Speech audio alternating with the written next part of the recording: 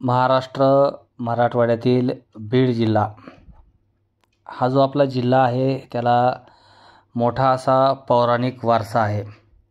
आपण अनेक भागांमध्ये अनेक विषयांमध्ये हे मांडण्याचा प्रयत्न केलेला आहे. अगदी बीड शहरामध्ये खूप अशा पौराणिक वास्तू आजही उभ्या आहेत. त्याच्यामध्ये मंदिर आहेत, काही वास्तू आहेत. असंच बीड शहरापासनं जो आपला सोलापूर हायवे आहे या रस्त्यावर 8 किलोमीटरवर पाली हे गाव आहे. ज्या ठिकाणाहून बिंदुसरा नदीचा उगम होतो, जो पालीचा जो बिंदुसरा तलाव आहे त्याच ठिकाणी हे गाव वसलेलं आहे आणि या गावाला खूप प्राचीन अशी परंपरा आहे. याच प्राचीन परंपरेचा एक अविभाज्य घटक असलेलं मंदिर म्हणजेच नागनाथ मंदिर. हो मित्रांनो, खूप पुरातन असं हे मंदिर आहे. याच मंदिराला आज आपण भेट देणार आहोत. मित्रांनो, मी सुनील यादव, मावळा लाईव्हमध्ये आपलं स्वागत आहे.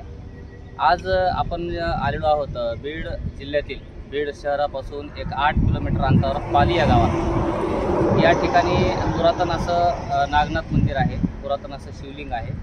आणि या मंदिराची नेमकी रचना कशी आहे, हे मंदिर कधी उभारले गेलं, ह्या मंदिराचा इतिहास काय, तर तोच पाहण्याचा आपण या स्टोरीच्या माध्यमातून प्रयत्न करणार आहोत. चला तर मग पाहूया पालीचं नागनाथ मंदिर.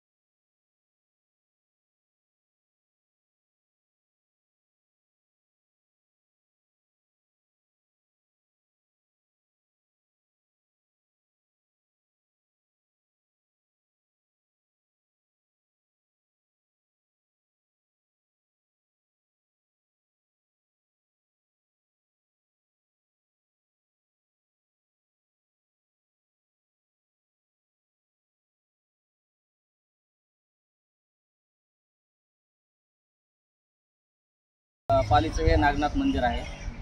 परिसरात खूप पुरातन आणि जुनं असं एक वटवृक्ष आहे. आणि या मंदिराची रचना कधी झाली याबद्दल म्हणजे आणखी कन्फर्म असं कुणाचं मत नाही आहे. पण इसवी सन 1210 ते 1221मध्ये या ठिकाणी जो शिलालेख लावण्यात आलेला आहे, त्या शिलालेखावरून या मंदिराची रचना या काळामध्ये झाली असल्याचं दिसून येतं. मंदिराच्या बाहेरच एक पुरातन असा शिलालेख आहे. याच शिलालेखावर मंदिराची रचना, मंदिराचं बांधकाम कधी झालं असा उल्लेख असावा. पूर्ण जो शिलालेख आहे तो आता काळाच्या ओघात पुसल्या गेलेला आहे, आपण पाहू शकता. आता आपण मंदिराच्या गाभाऱ्यात प्रवेश करत आहोत. या ठिकाणी तुम्ही पाहू शकता पूर्वीच्या काळी जे बांधकाम केलेलं होतं, पूर्णपणे हेमाडपंथी जे बांधकाम आहे ते या ठिकाणी पाहायला मिळतं. साधारणपणे 900 ते 1000 वर्षापूर्वीचं हे मंदिर असल्याचं सांगण्यात येतं. आपण आता मंदिराच्या मेन गाभाऱ्यात आलेलो आहोत. आपण या ठिकाणी पाहू शकता हे जे पिलर्स आहेत ते पूर्णपणे हेमाडपंथी आणि दगडामध्ये याचं बांधकाम झालेलं आहे. एकदम जवळून आपण पाहू शकता. हे वरच्या बाजूला छत जे आहे ते सुद्धा दगडामध्ये अगदी जशाच्या तसं हे बांधकाम आपल्याला पाहायला मिळतं.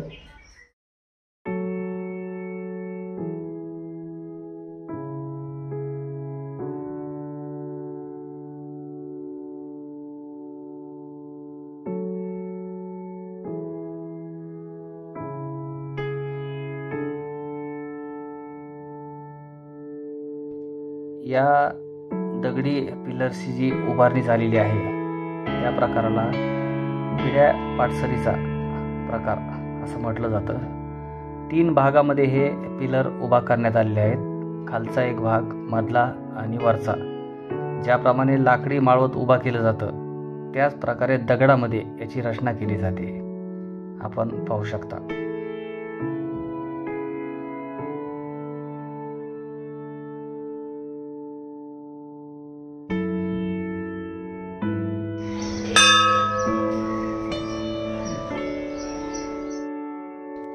शिवलिंगाच्या दर्शना अगोदर, नागनाथाच्या दर्शना अगोदर बाहेरच जो नंदी आहे त्याचं आपण दर्शन घेऊयात.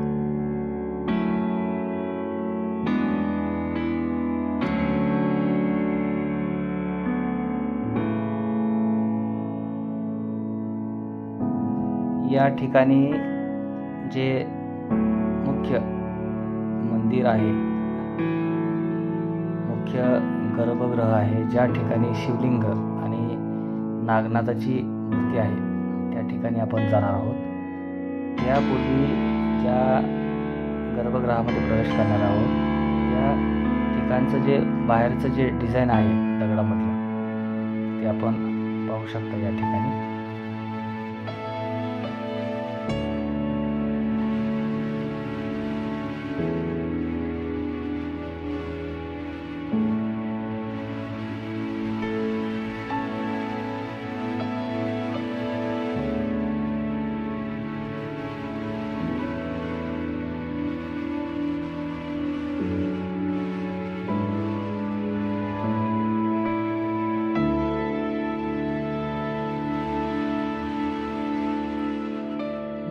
मावळाचे जे हजारो दर्शक आहेत त्यांच्यासाठी हे खास नागनाथाचं दर्शन.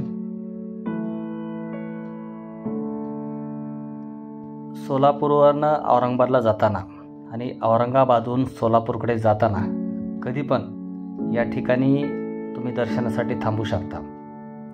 अगदी बीड शहरातून जाताना बायपास पूर्ण केल्यानंतर फक्त 6 ते 7 किलोमीटरवर पालीव हे गाव आहे आणि या गावाच्या बाजूलाच चिटकून बिंदुसरा नदीच्या तीरावर हे सुंदर असं मंदिर आहे. शिवलिंगाच्या बाजूलाच पुरातन अशी नागनाथाची मूर्ती, नागराजाची मूर्ती आपण पाहू शकता.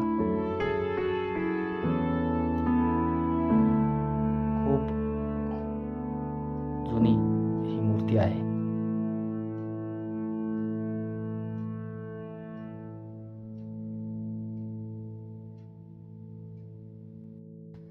या मंदिराचं आणखी एक रहस्य किंवा त्याला एक आश्चर्य म्हणलं तर वावगं ठरणार नाही.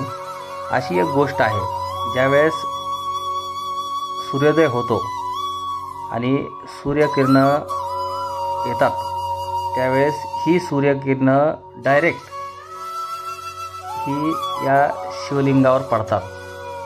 आपण पाहू शकता.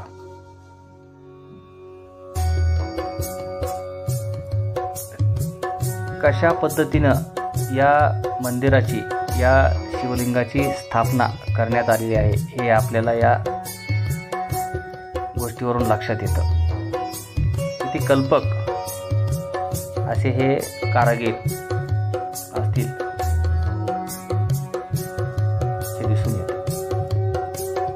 मंदिराचा हा आतील भाग आहे, ज्या ठिकाणी शिवलिंग स्थापित आहे त्या ठिकाणी तुम्ही पाहू शकता पूर्णपणे पुरातन असं हे बांधकाम आहे दगडामधलं.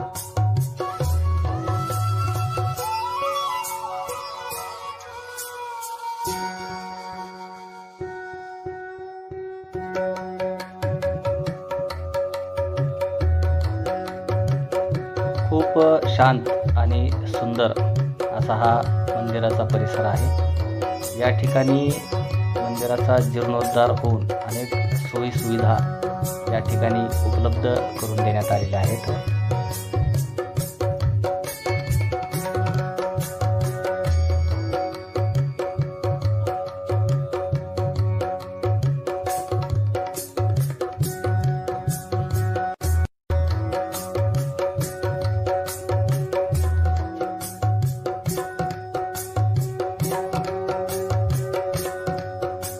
मंदिराच्या परिसरातच एक सभामंडप उभारण्यात आलेला आहे. या ठिकाणी लग्न समारंभाचे कार्य किंवा इतर जे शुभ कार्य असतात ते होतात. मंदिराच्या पाठीमागच्या बाजूला जुनी अशी एक बारव आहे. आपण ती आता पाहणार आहोत.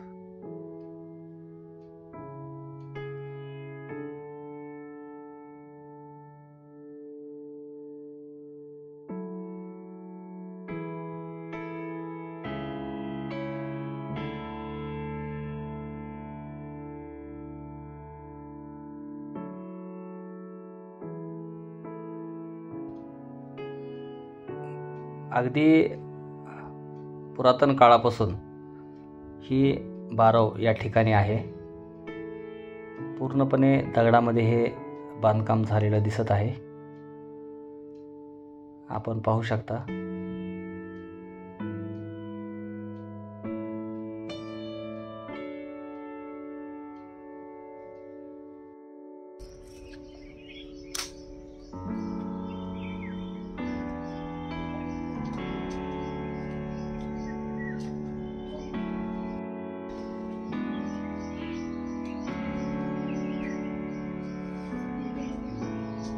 खूपच कल्पकतापूर्वक ही बारव तयार करण्यात आलेली आहे. ज्यावेळेस वरचा तलाव बिंदुसारा तलाव पूर्ण ओव्हरफ्लो होतो, हा झाला आत्ताचा विषय. पण ज्यावेळेस ही बिंदुसारा नदी त्यावेळेस ओसंडून व्हायची, ज्यावेळेस पाऊस व्हायचा आणि त्यावेळेस ते पाणी ह्या बारवेच्या अगदी काठोकाठ यायचं आणि ह्या गोमुखातून ते पाणी ह्या कुंडात यायचं. बघा ही रचना अगदी जशाच्या तसं. थोडं गोमुख जे आहे ते भग्न झालेलं आहे, पण आपण बघू शकता या गोमुखाचं जे रचना आहे, डोळे आहेत, अगदी कान आहेत आणि पूर्णपणे दगडामध्ये तयार करण्यात आलेलं आहे. कसं किती कल्पना असेल याचा आपण विचारसुद्धा करू शकत नाही. आणि इतक्या हजारो वर्षानंतर एवढं सगळं सहन करून ऊन वारा पाऊस हे उभा आहे म्हणजे हे आश्चर्यच आहे. याच बारवेच्या बाजूला एक पुरातन असं शिवलिंग आपल्याला पाहायला मिळतं. या मंदिराच्या पुरातत्वतेची साक्ष देणारे अनेक खानाखुणा या मंदिरात आजही आपल्याला पाहायला मिळतात.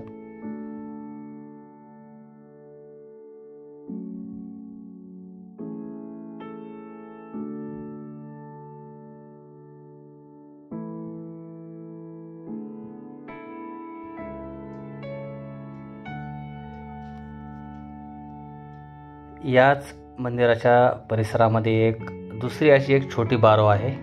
या ठिकाणी तुम्ही पाहू शकता की त्याला आणखी सुद्धा पाणी आहे. त्याच्या बाजूलाच जुन्या ज्या पायऱ्या आहेत त्या ठिकाणाहून या बारवमध्ये जो रस्ता जातो तो आपण पाहूयात. त्या ठिकाणी आपण आता जाणार आहोत. तुम्ही बघू शकता कशा पद्धतीने ही रचना केलेली आहे.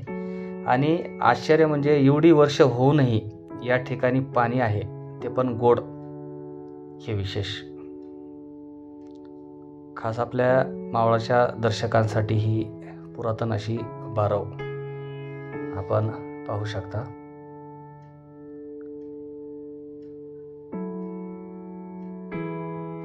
खूप कल्पकतेनं हे सगळं तयार केलेलं आहे. ही दगडी बांधकाम बारवेचं जशाचं तसं आजही आहे. पाहू शकता तुम्ही. खूप सुंदर असा हा परिसर आहे.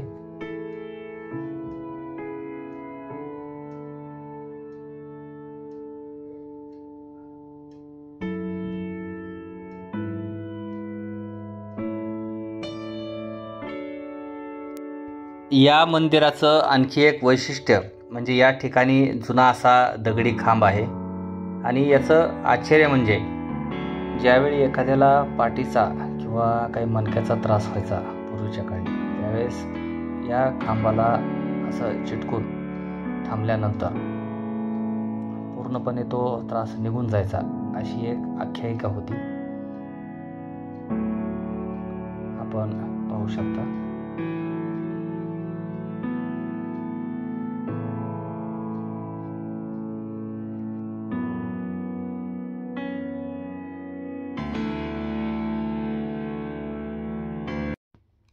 याच मंदिराचा जो परिसर आहे त्या ठिकाणी खूप पुरातन म्हणजेच अगदी मंदिर स्थापनेपासूनचाच एक वटवृक्ष आपल्याला पाहायला मिळतो. आपण पाहू शकता.